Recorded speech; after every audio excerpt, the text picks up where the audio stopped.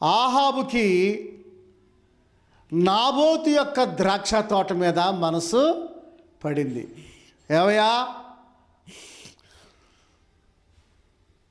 నాబోతు, నీ ద్రాక్ష తోట నా నగరును ఆనుకుని ఉన్నది కనుక అది నాకు కూర తోటకిమ్ము, దానికి ప్రతిగా దానికంటే మంచి ద్రాక్ష తోట నీకిచ్చేదను.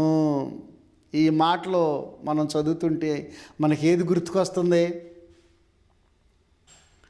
ప్రియులరా, నాకు మొక్కిని ఎడల ఈ లోక రాజ్యాలన్నీ నేను నీకు ఇస్తా.